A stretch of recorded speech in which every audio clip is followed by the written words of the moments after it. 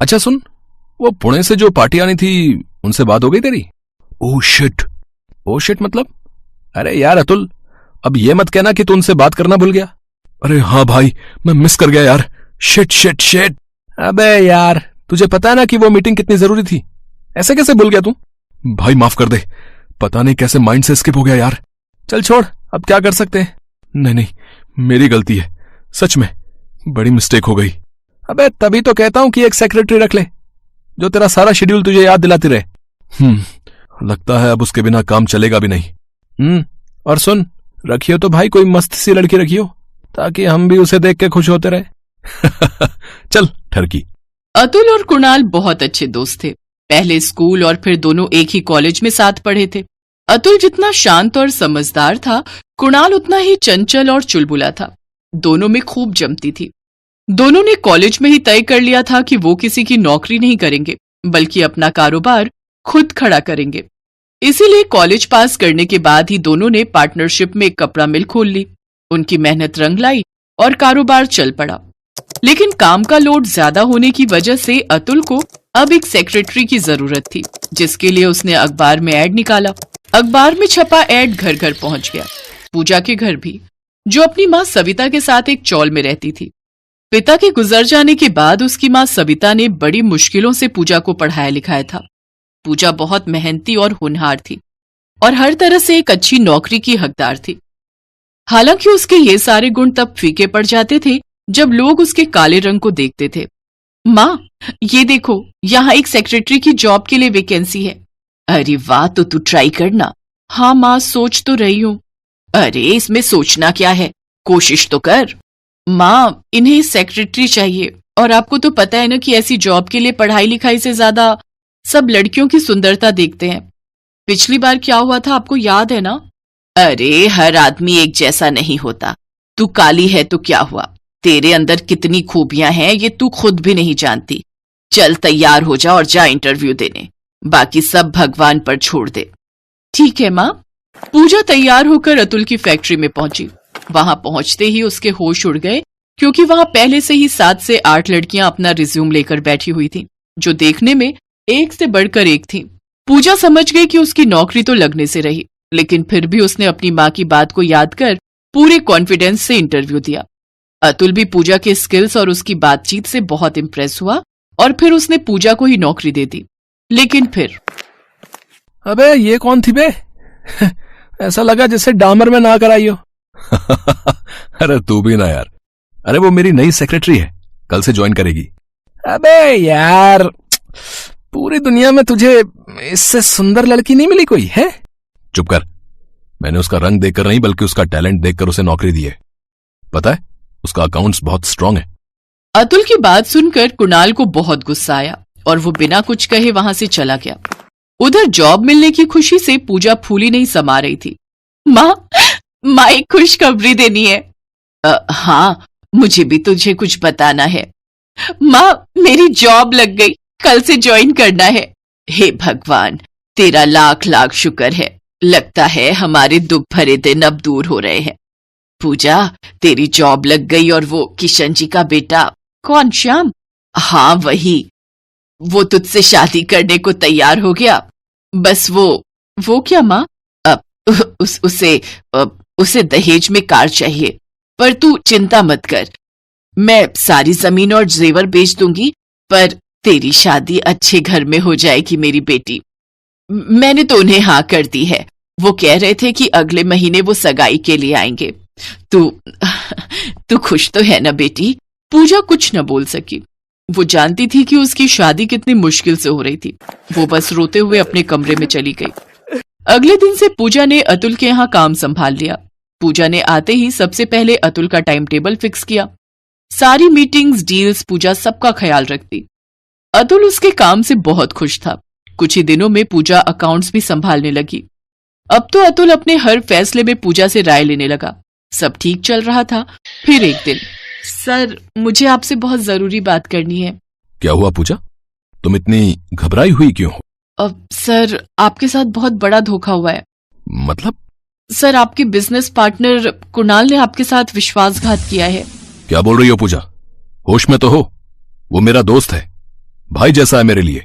मैं जानती हूँ सर, लेकिन आप नहीं जानते कि उसी भाई जैसे दोस्त ने इस फैक्ट्री के नाम पर रिश्ते ऑफ इंडिया बैंक से पूरे 50 करोड़ का लोन लिया है, जिससे उन्होंने एक नई कपड़ा फैक्ट्री खोल ली है। आपको तो उसके बारे में भनक भी नहीं लगी सर। और तो और आपकी फैक्ट्री से बहुत सारा कपड़ा रातों रात उस फैक्ट्री में जा रहा है, तभी आप नुकसान में जा रहे हैं सर। क्या बक रही हो? कुणाल कभी ऐसा नहीं कर सकता। मैं जानती थी कि आप मुझ पर भरोसा नहीं करेंगे, इसीलिए मैंने उनके कंप्यूटर से उनकी छुपी हुई फैक्ट्री की सारी जानकारी निकाल ली है और वो सब इस पेन ड्राइव में है। आप खुद चेक कर लीजिए सर। अतुल हैरान और परेशान था। उसने जैसे ही पूजा के हाथ से पेन ड्राइव ली, तभी वहां कुणाल आ गया और उसके हाथ में पिस्टल थी। मुझे पहले ही समझ जाना चाहिए था कि ये लड़की एक दिन मेरा काम खराब करके ही रहेगी। कुणाल, इतना बड़ा धोखा। मैं तुझे छोड़ूंगा नहीं। ओए, अपनी जगह पर खड़ा रहे। जरा भी होशियारी करने की कोशिश की तो गोली सीने के आर पार कर दूंगा, समझा? अब चुपचाप ये पेन ड्राइव मुझे दे दे। हरगिज नहीं, मैं ये पेन ड्राइव पुलिस को देने जा रहा हूं। जैसे ही अतुल ने कदम आगे बढ़ाया, कुणाल ने उसकी तरफ गोली चला दी, लेकिन तभी पूजा अतुल को बचाने के लिए बीच में आ गई और गोली उसके पेट पर जाकर लगी। गोली की आवाज सुनकर सारे मजदूर अतुल की केबिन की तरफ भागे। मजदूरों को आता देख कुणाल बिना पेन ड्राइव लिए ही वहां से भाग खड़ा हुआ।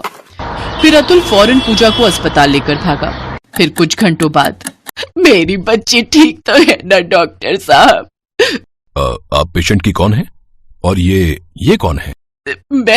मैं उसकी माँ हूँ और ये उसके बॉस है अतुल जी, और ये किशन है, मेरा होने वाला दामाद। आप बताइए ना पूजा कैसी है? देखिए माताजी, हमने आपकी बेटी की जान तो बचा ली, लेकिन गोली ने उसके इंटरनल पार्ट्स को बुरी तरह से डैमेज कर दिया है। तो पूजा अब शायद कभी मां न बन पाए। इतना सुनते ही सविता के पैरों तले जमीन खिसक गई। वो खुद को संभाल नहीं पा रही थी। अतुल ने आगे बढ़कर उसे सहारा दिया, लेकिन तभी सविता पर एक और पहाड़ टूट पड़ा। देखिए आंटी जी, एक तो आपकी बेटी पहले ही इतनी काली है, वो तो हम लोग किसी तरह से सगाई के लिए मान गए, पर अब तो वो माँ भी नहीं बन सकती।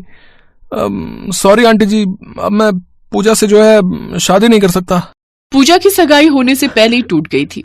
किशन की बात सुनकर अंदर लेटी पूजा भी फफक फफक कर रोने लगी। उधर अतुल एकदम शांत खड़ा था। उसे कुछ समझ नहीं आ रहा था। फिर कुछ सोचकर वो पूजा की तरफ बढ़ा। उसने फौरन अपनी उंगली से एक अंगूठी निकाली और पूजा का हाथ थामकर उसकी उंगली में पहना दी, और फिर उसके सिर को प्यार से सहलाते हुए बोला, आंटी जी, ये लीजिए, हो गई आपकी बेटी की सगाई। और पूजा, ये बिल्कुल मत सोचना कि मैं तुम पर कोई एहसान कर रहा हूं। यकीन मानो, तुम्हें अपनी पत्नी के रूप में पाना मेरी सबसे बड़ी खुशकिस्मती होगी। अब अगर तुम्हें कोई परेशानी ना हो तो। पूजा के पास शब्द नहीं थे, लेकिन उसकी आंखों ने उसकी हामी और उसके दिल का हाल अतुल को बता दिया था।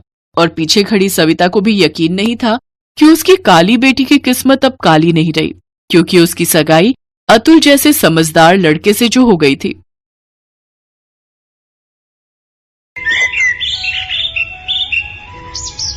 आरती को बचपन से कुछ भी नहीं मिला।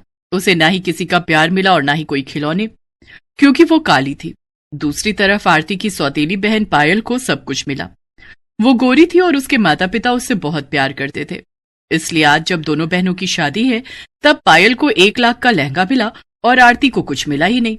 आरती बस बैठकर ये सोचने लगी कि मेरे पास तो कुछ भी नहीं है, शादी का लहंगा नहीं है, क्या पहनकर मंडप में जाऊंगी मैं। आरती के पास लहंगा तो दूर, एक अच्छी साड़ी तक नहीं थी। बचपन से उसके साथ यही होता आया है। आरती की माँ आरती को जन्म देते हुए ही मर गई थी। आरती काली पैदा हुई थी, ये देखकर उसके पिता ने कहा था, अरे ये तो कोयले से भी काली है, ये कैसी बेटी पैदा करी है इसने। हरिहर को आरती पसंद नहीं आई। उसे काली बेटी नहीं चाहिए थी, इसीलिए 1 हफ्ते के अंदर उसने फिर से शादी कर ली। आरती की सौतेली माँ का नाम रत्ना था और रत्ना ने 1 साल के अंदर एक गोरी बेटी को जन्म दिया। हरिहर की खुशी का ठिकाना नहीं रहा। अरे ये हुई ना बात, बेटी हो तो गोरी हो, काली तो कुतिया भी होती है। हरिहर ने उसका नाम पायल रखा और पायल को माँ बाप दोनों का प्यार मिलने लगा। आरती को मिला तो सिर्फ और सिर्फ घृणा। उसकी सौतेली माँ उससे कहती थी, तेरा मुंह देखकर मेरी भूख मर जाती है, खाने के समय मेरे सामने मत आया कर। रत्ना, हरिहर और पायल एक साथ एक परिवार की तरह इकट्ठे बैठकर खाते थे, लेकिन आरती को वहां जगह नहीं मिलती थी। उसे रसोई में बैठकर खाना पड़ता था, वो भी सूखे चावल। खाना खाते हुए आरती हर रोज रोते हुए अपनी माँ को याद करती थी। माँ, आप मुझे अपने साथ लेकर क्यों नहीं गई माँ? मैं आपके पास आना चाहती हूँ। भगवान मुझे ऊपर बुला लीजिए, मुझे अपनी माँ के पास जाना है। एक तो सौतेली ऊपर से काली, ऐसी लड़कियों के नसीब में सिर्फ और सिर्फ दुख, दर्द और पीड़ा ही लिखा हुआ है। ये बात आरती बहुत पहले समझ गई थी। ऐसे ही वो बड़ी होने लगी। पायल को प्यार मिलता रहा और उस वजह से वो घमंडी बन गई और वो दोनों जवान हो गए। दोनों की शादी की उम्र हो गई। घर में पायल की शादी की बात चलने लगी। बेटी, अब तेरी शादी की उम्र हो गई है ना, तुझे शादी करनी होगी, उसके बाद तेरे बच्चे होंगे। माँ, आप भी ना। हमारी बेटी शर्मा गई। वहां आरती आई और बोली, हाँ बहन, तू बहुत खूबसूरत लगेगी। आरती को देखकर पायल गुस्सा हो गई। आ गई तू? हमारी एक पल की खुशी तुझसे देखी नहीं जाती है क्या? अपनी गंदी शक्ल लेकर चली आई यहां। लेकिन बहन, मैंने ऐसा क्या बोल दिया? पहली बात तो मुझे बहन कहना बंद कर। मैं तेरी बहन नहीं हूं, तू इस घर की नौकरानी है। मैं कोई नौकरानी की बहन नहीं हूं।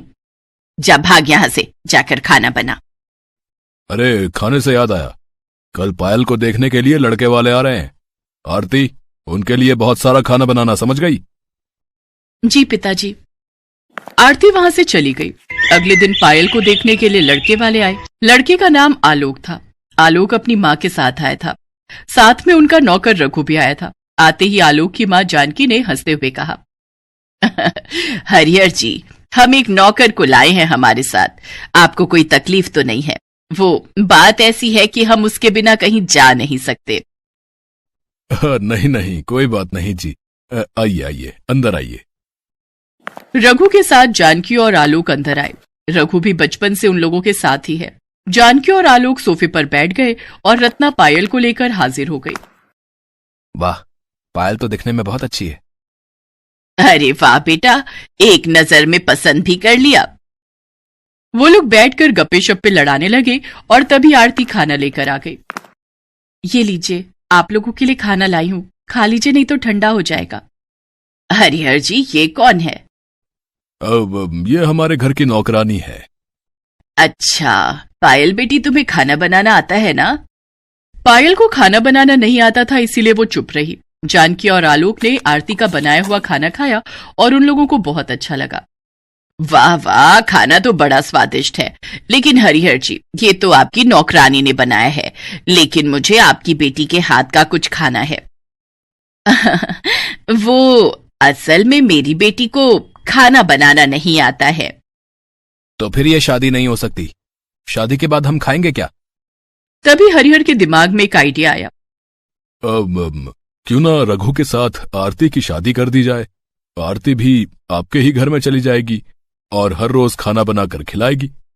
सभी शादी के लिए मान गए। आरती और रघु से किसी ने एक बार भी नहीं पूछा। हरिहर ने एक तीर से दो निशाने मार दिए। दहेज के बिना आरती की शादी नहीं होने वाली थी, लेकिन अब आरती को विदा करने के लिए हरिहर को एक्स्ट्रा पैसे खर्च करने की जरूरत नहीं पड़ेगी। शादी का दिन नजदीक आने लगा और पायल ने 1 लाख का लहंगा खरीद लिया। आरती ने कहा, पिताजी, मेरे लिए लहंगा नहीं खरीदा आप लोगों ने? तू लहंगा पहनकर क्या करेगी? नौकरानी को लहंगा पहनना है, हाँ? सभी ने हंसते हुए आरती की बात को टाल दिया, लेकिन आरती को पता था कि शादी जिंदगी में सिर्फ एक ही बार होती है। मुझे भी लहंगा चाहिए। 1000 का लहंगा हो तो भी चलेगा। तेरे लिए 1 रुपया भी खर्च नहीं करूंगा मैं। पता नहीं कहां से आ गई तू। तुझे तो अफ्रीका के जंगलों में होना चाहिए था। और ऐसे ही शादी का दिन आ गया। पायल लहंगा पहनकर तैयार होने लगी, लेकिन आरती के पास पहनने के लिए कुछ भी नहीं था। वो अपनी माँ की फोटो के सामने खड़ी होकर रोने लगी। माँ, क्या ऐसे शादी होगी मेरी? न लहंगा न अच्छे कपड़े। यहाँ क्यों रख के गई मुझे माँ? उत्तर दो माँ, उत्तर दो। तभी अचानक से आरती को उसकी माँ की आवाज सुनाई दी, जैसे कि आकाशवाणी हो रही हो। बेटी, मैं तेरी माँ हूं। तेरे बारे में तो मुझे सोचना ही पड़ेगा। बिस्तर के नीचे एक ट्रंक है, उसके अंदर मेरी शादी का लहंगा है, उसे निकाल कर पहन ले। माँ, माँ कहाँ हो आप? तेरे दिल में हूं बेटी, अब जल्दी से लहंगा पहन ले। आरती ने बिस्तर के नीचे से ट्रंक निकाला और उसमें से लहंगा निकालकर पहन लिया, और पहनते ही एक चमत्कार हो गया। आरती काली से गोरी हो गई वो इतनी सुंदर हो गई कि खुद को आईने में देखकर उसके खुद के होश उड़ गए। क्या मैं इतनी सुंदर हूं? लेकिन कैसे? ये माँ का प्यार है बेटी, अब जा शादी के मंडप में जा। शादी के मंडप में आलोक खड़ा हुआ था, पास में ही रघु भी खड़ा हुआ था। पायल मंडप में पहुंची और उसके बाद आरती वहां पहुंच गई। आरती को देखकर सबके होश उड़ गए। क्या आरती गोरी कैसे हो गई? क्या ये नौकरानी इतनी सुंदर कैसे हो गई? ये तो पायल से भी सुंदर हो गई है। आरती ने रघु का हाथ पकड़ा और अचानक से रघु भी लंबा और गोरे मर्द में बदल गया। उसने कहा, मालिक, पता नहीं मुझे क्या हो गया है, लेकिन मैं आपसे आपके घर में काम नहीं कर सकता। रघु और आरती वहां से भाग गए। उन दोनों ने कहीं और जाकर मंदिर में शादी कर ली। यहाँ जानकी और आलोक को जब पता चला कि आरती हरिहर की नौकरानी नहीं बेटी है, तब उन्होंने शादी से इनकार कर दिया। पायल अंदर से टूट गई।